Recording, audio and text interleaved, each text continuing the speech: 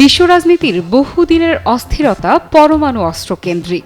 এ অস্থিরতার নেপথ্যের দুই চরিত্র ইরান ও যুক্তরাষ্ট্র। আর তাদের অস্থিরতার হিসেব নিকেশের পরিধি বাড়িয়েছে আন্তর্জাতিক পারমাণবিক শক্তি সংস্থা বা IAEA।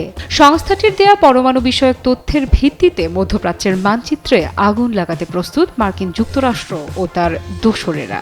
অবস্থা যখন টান টান উত্তেজনার, ঠিক সে সময়ে শুরু হচ্ছে একটি পরোক্ষ বৈঠক, যা বাড়িয়েছে আশা। হয়তো যুদ্ধ এড়িয়ে সমাধানের দিকে এগোনোর শেষ একটি আশার আলো হতে পারে এই বৈঠক। তাই এই বৈঠকের দিকে রুদ্ধশ্বাসে তাকিয়ে আছে পুরো বিশ্ব।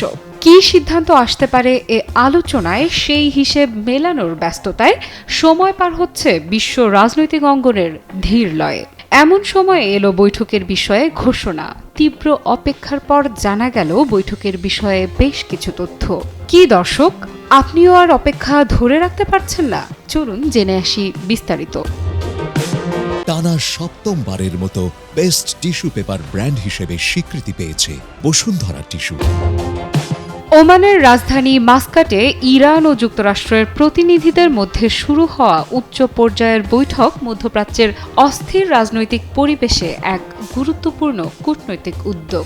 ইরানের পররাষ্ট্রমন্ত্রী আব্বাস আরাকচি এবং যুক্তরাষ্ট্রের মধ্যপ্রাচ্য বিষয়ক বিশেষ দূত স্টিভ উইটকফের উপস্থিতি বৈঠকের গুরুত্বকে স্পষ্ট করে। এই বৈঠকটি এমন এক সময়ে অনুষ্ঠিত হচ্ছে যখন মধ্যপ্রাচ্যের বিভিন্ন দেশে সশস্ত্র সংঘাত চলছে এবং যুক্তরাষ্ট্র ইরান সম্পর্কে দীর্ঘদিন ধরেই উত্তেজনা বিরাজমান। ট্রাম্প প্রশাসনের হুমকির পরিপ্রেক্ষিতে ইরানের পক্ষ থেকে আলোচনার মাধ্যমে সমস্যার সমাধানে আগ্রহ প্রকাশ করাও এক কৌশলগত পদক্ষেপ। ইরানের রাষ্ট্রায়ত্ত টিভিতে সম্প্রচারিত একটি ভিডিওতে দেখা গেছে মাস্কাটে ওমানের পররাষ্ট্রমন্ত্রী বদর আল বুসাইদির সঙ্গে বৈঠক করছেন ইরানের পররাষ্ট্রমন্ত্রী আব্বাস আরাকচি। প্রতিবেদনে বলা হচ্ছে, ইরান ও যুক্তরাষ্ট্রের মধ্যে পরোক্ষ আলোচনার অংশ হিসেবে আরাকচি ইরানের প্রধান দাবিগুলোর পাশাপাশি এ নিয়ে তেহরানের অবস্থান ওমানের পররাষ্ট্রমন্ত্রীর কাছে তুলে ধরেছেন। আলোচনা শুরুর কয়েক ঘন্টা আগে আব্বাস আরাকচি বলেন, যুক্তরাষ্ট্রের সঙ্গে একটি ন্যায্য ও সম্মানজনক চুক্তি করতে চায় তার দেশ।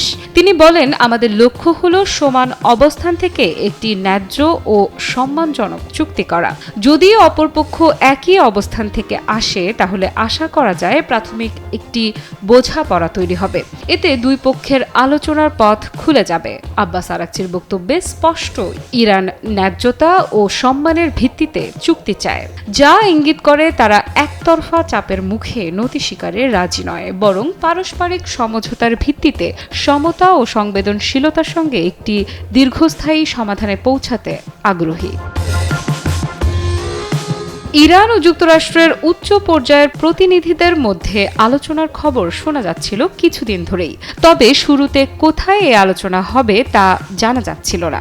এদিকে মার্কিন প্রেসিডেন্ট ডোনাল্ড ট্রাম্প ইতোমধ্যে হুমকি দিয়ে বলেন, ইরান যদি যুক্তরাষ্ট্রের সঙ্গে চুক্তিতে না আসে, তাহলে ওয়াশিংটন সামরিক পদক্ষেপ নেবে।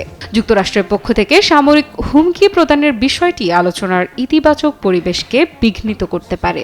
এমন হুমকি ইরানের জনগণের জন্য জাতীয়তাবোধ উস্কে দিতে পারে, যা আলোচনাকে আরও জটিল করে তুলতে পারে। সার্বিকভাবে এই আলোচনা যদি উভয় পক্ষ আন্তরিকতা ও সমঝোতার মনোভাব নিয়ে চালিয়ে যায়, তবে একটি প্রাথমিক চুক্তির সম্ভাবনা উড়িয়ে দেয়া যায় না। তবে পশ্চিমা আগ্রাসনবাদের আশঙ্কা এবং মধ্যপ্রাচ্যের ভূ রাজনৈতিক বাস্তবতা আলোচনাকে চ্যালেঞ্জিং করে তুলেছে। আলোচনার সফলতা নির্ভর করছে যুক্তরাষ্ট্র কতটা বাস্তবমুখী ও সম্মানজনক অবস্থান গ্রহণ করে তার উপর। ইরান স্পষ্ট করে দিয়েছে, তারা যুদ্ধ নয় বরং সম্মানজনক সমঝোতা চায়। এখন দেখার বিষয়, যুক্তরাষ্ট্র কি সেই একই পথে হাঁটতে প্রস্তুত, নাকি আবারও মধ্যপ্রাচ্যের সংঘাতের আগুনে ঘি ঢালবে। আফরিদা ইফরাত, নিউজ 24।